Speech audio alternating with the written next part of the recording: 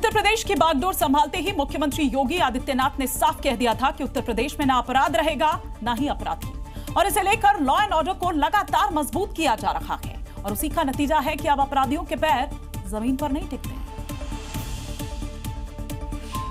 क्योंकि योगी फोर्स अपराधियों के बुलेट ट्रीटमेंट के बाद अपराधी लंगड़ाकर चलने लगता है।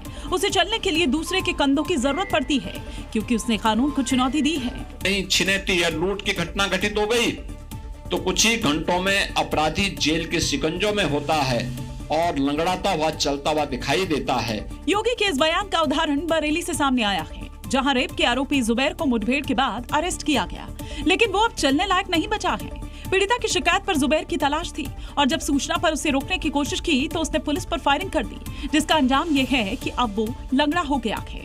ग्रेटर नोएडा में महिला को बंधक बनाकर लूटने वाले आरोपी पुलिस की गिरफ्त में हैं। जगह अलग है लेकिन अंजाम वही, आरोपी खुद के पैर पर खड़े नहीं हो पा रहे। और ये कार्रवाई उन बदमाशों को एक मैसेज है जो कानून से खिलवाड़ करते हैं, क्योंकि योगी फोर्स एक्शन लेती है तो फिर अपराधी जमीन पर पैर नहीं रख पाता। बिहार में बेखौफ लुटेरों का आतंक चरम पर है।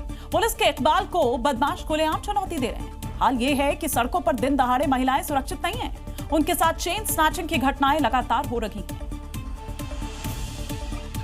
गिरिडीह से आई इस तस्वीर को देखिए, जिसमें एक महिला गली में पैदल आती हुई दिखाई दे रही है, जिसके सामने बाइक सवार दो बदमाश आते हैं और महिला के बगल में बाइक सटाकर चेन को छीनकर फरार हो जाते हैं। देखा आपने किस तरह से लुटेरों के हौसले बुलंद हैं। ये कोई गिरिडीह की पहली घटना नहीं है, बल्कि एक और लूटपाट की घटना सामने आई है, जिसमें एक महिला बच्चों को ट्यूशन छोड़ने जा रही थी। तभी बाइक सवार लुटेरे घात लगाकर महिला के जेवरात छीनकर भाग गए।